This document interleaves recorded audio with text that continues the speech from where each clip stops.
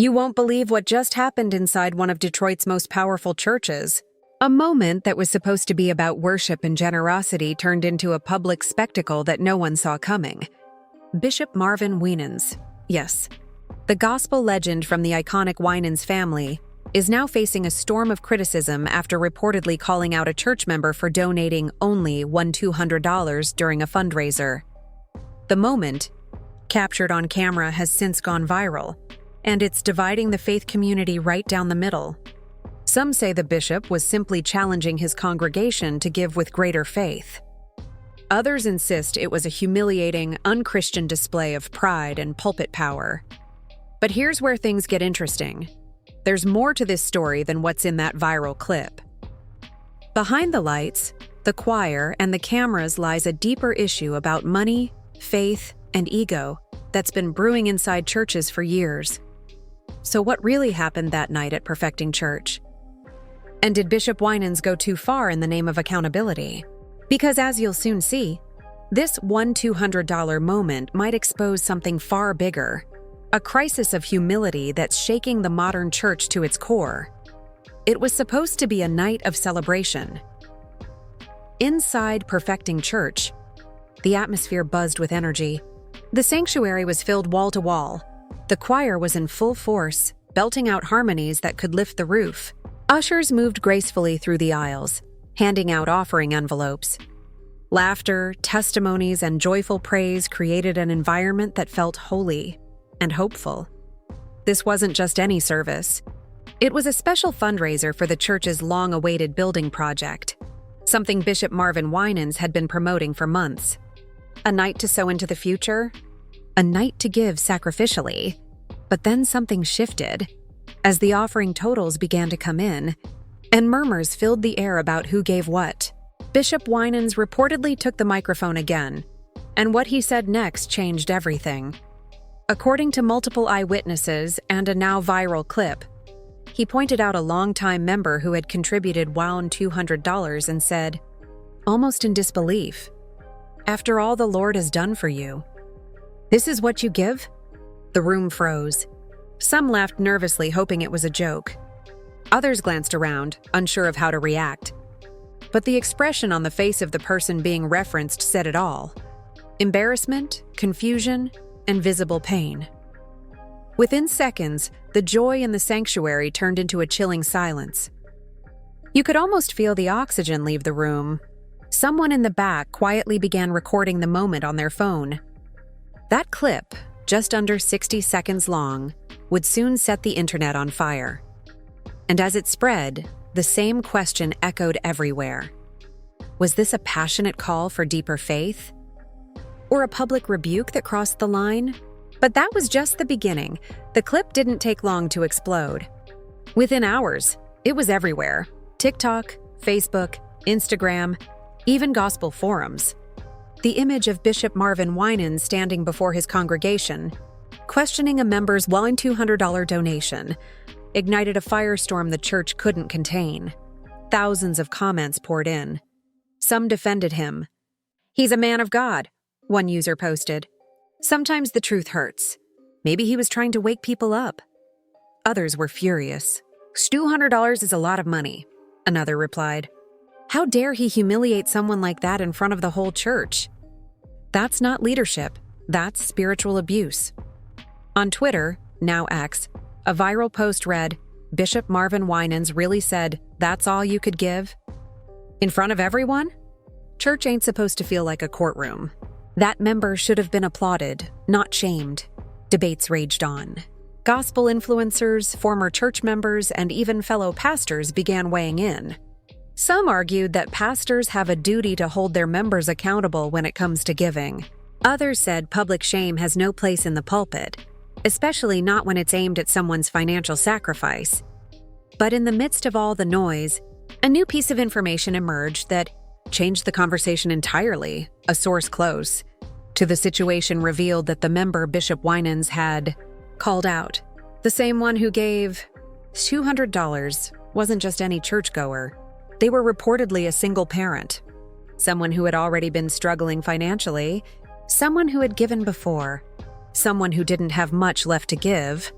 but gave anyway. And suddenly, what looked like a bold sermon became something far more painful, a moment of embarrassment. For a member who had already given more than most would ever know. And yet, Bishop Winans wasn't done speaking that night. Because what he said next only added fuel to the fire. But the deeper issue wasn't just about that one moment. It was about something that had been building for years. As the viral clip continued to dominate timelines, the story behind the story began to unravel, and it painted a far more emotional picture than anyone expected. Because while many were debating whether $200 was too little or enough, insiders quietly revealed the truth about the person behind that donation. It wasn't a millionaire. It wasn't a business executive. It was a struggling single parent. According to church insiders and family friends, this individual had already given in previous fundraisers. They had supported the church faithfully for years, sometimes giving beyond their means. And yet, when they gave what they could at that moment, they were called out from the pulpit. One churchgoer who witnessed the moment said it felt like a slap in the face to every working-class believer who's just trying to stay afloat. This is where the story shifted. It was no longer about one bishop and one comment.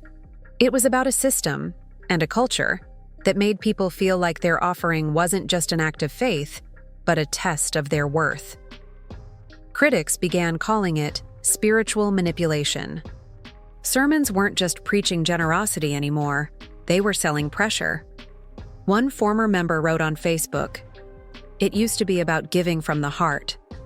Now it's about who can write the biggest check. It's not ministry anymore. It's marketing." And the saddest part?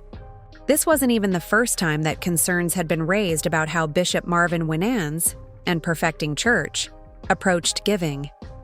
Because as some began to dig deeper, they uncovered a pattern that went back years. A pattern that made this $200 moment feel less like an accident, and more like a warning sign that had finally gone viral.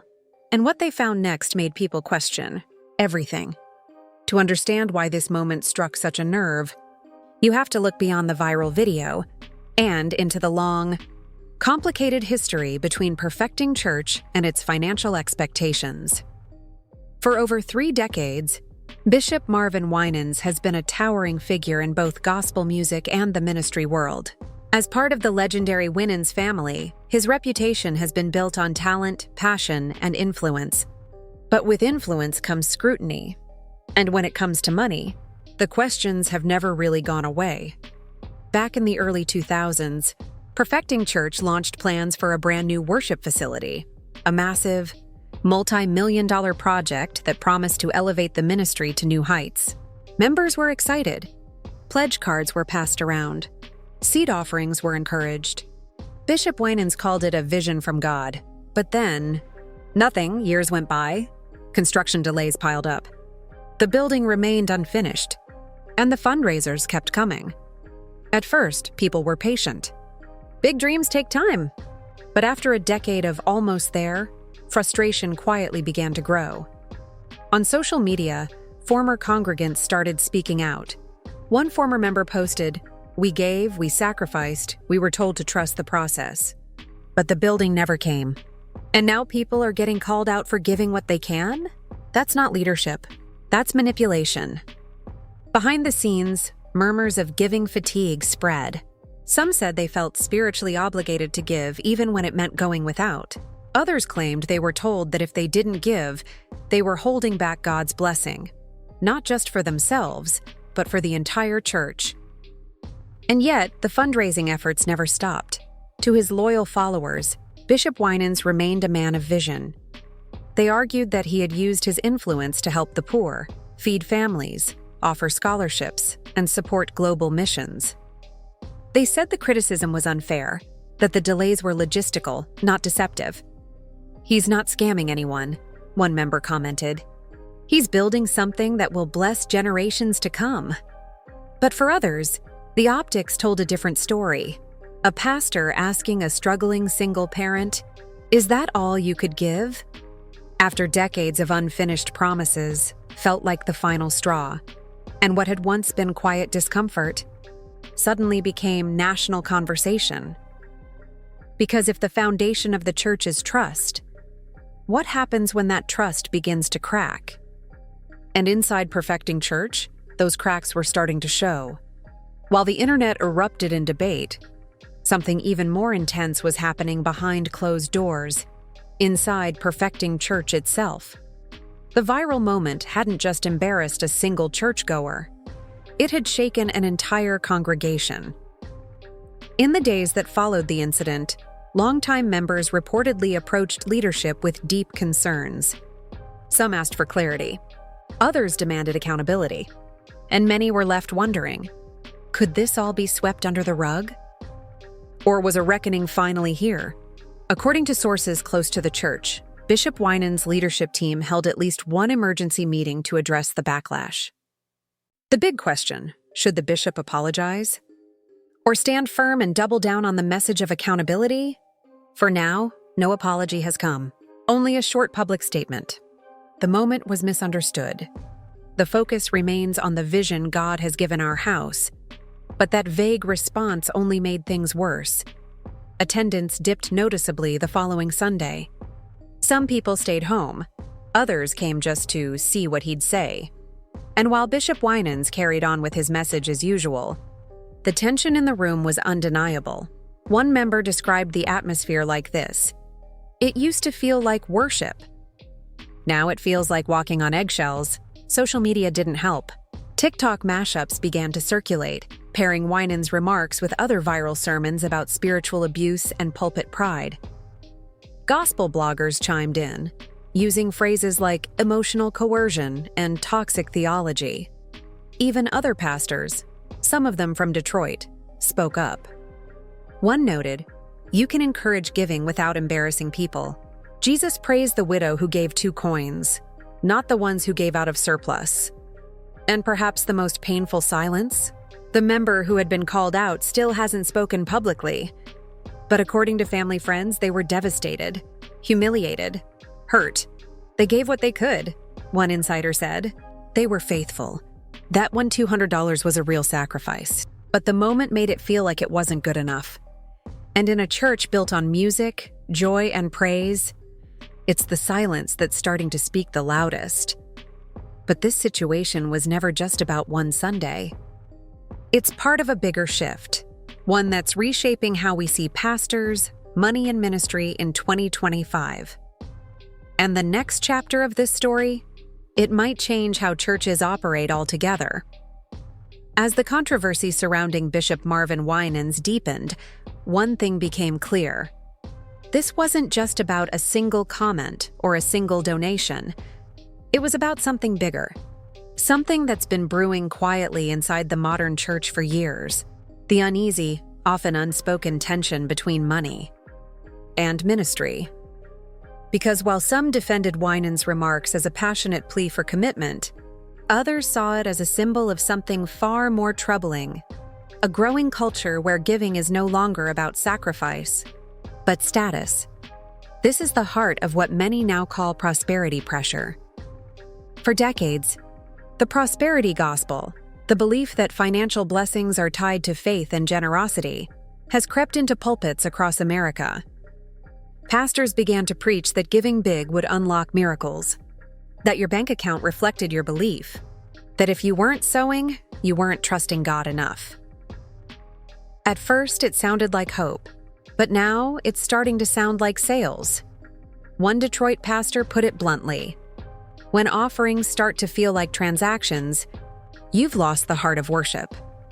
And it's not just pastors who are noticing the shift, it's members. Younger generations in particular are walking away from traditional church altogether. Not because they've lost faith in God, but because they've lost trust in how that faith is being represented. They're tired of pastors in luxury cars preaching about sacrifice. Tired of being told that $200 is not enough. Tired of worship services that feel more like fundraisers than moments of connection. Social media has only amplified the discontent. On TikTok and Instagram, Videos of lavish pastor lifestyles are spliced next to members who say they feel pressured to give more than they can afford, not for God, but for the optics. One gospel blogger summed it up this way: "We're measuring faith in dollars when we should be measuring it in devotion." And that's the tragedy of the on 200 moment. It revealed just how wide the gap has grown between the pulpit and the pews. It's no longer just a question of whether Bishop Winans went too far. It's a question that every church must now confront. Has the modern church become too focused on building wealth and forgotten how to build people? Because if the gospel is about grace, when did it start to come with a price tag? And that leads us to one final critical question. What happens to a church and a leader when the people begin to quietly turn away? For Bishop Marvin Winans, this isn't just a viral moment. It's a crossroads. Behind the scenes at Perfecting Church, emotions are boiling. Not just among critics, but among those who once stood by his side without question. Supporters, choir members, even church staff are reportedly divided. Some still see him as a visionary leader under spiritual attack. Others quietly admit, this time it feels different. The loyalty is still there, but it's bruised. According to insiders, Winans has not yet addressed the incident directly from the pulpit. Instead, he's continued with regular services, leaving the congregation to sit in that unresolved silence. But rumors suggest that may be about to change. Whispers are growing that Bishop Winans is preparing a special sermon, one focused on humility, forgiveness, and returning to the heart of worship. Insiders say it may include an acknowledgement of the controversy, a call for healing, and perhaps even, though unconfirmed, a direct apology. But whether that moment will bring healing or feel like damage control remains to be seen. For many longtime members, it's not about canceling their pastor. It's about clarity. It's about whether he understands the pain caused, whether he sees the ripple effect of one moment of pride, and whether he still sees the people behind the pews. One former choir member, who sung under Winans for over a decade, shared their heartbreak. "We don't hate him. We love him. But we miss the bishop who sang about grace, not the one who publicly scolded a struggling member. That's not the man we knew, and it's not just about him. This is about every faith leader watching from the sidelines, every preacher, teacher, and influencer in ministry now wondering if they, too, have unintentionally placed pressure over people. Because this moment, whether Bishop Winans chooses to defend, his stance or seek redemption will become part of his legacy. It's no longer just about a $200 offering. It's about the price of pride and whether leadership in the modern church is willing to let go of ego in order to truly serve again. What Bishop Winans does next will answer that question for everyone. When the lights dim and the music fades, what's left is the lesson. And for many watching the Bishop Marvin Winans controversy unfold, that lesson cuts deeper than any sermon could. Because beneath the headlines, the hashtags, and the viral video lies something far more personal. Something every believer, every pastor, and every congregation must face. What does real generosity look like?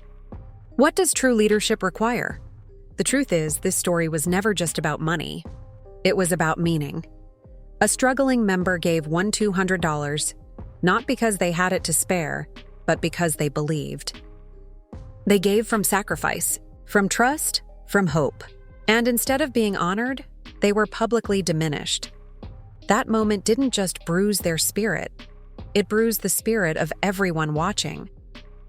Because when giving becomes performance and sermons become pressure, the sacredness of worship gets lost in the noise.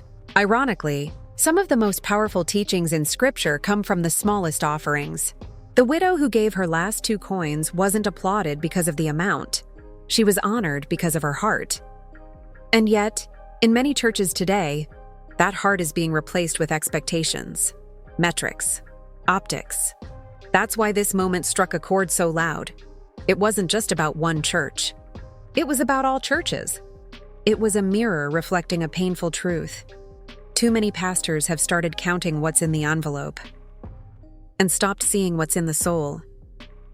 But there's still time to change that. Across the country, this controversy is sparking new conversations about compassion over competition, about servanthood over showmanship, about remembering that the pulpit isn't a platform for pressure, but a place for peace. Even some pastors who once admired Bishop Winans are now using this as a teaching moment, urging their congregations to give from the heart, not from guilt. To lead with humility, not hierarchy, because in the end, no church can be built on shame. Only on grace.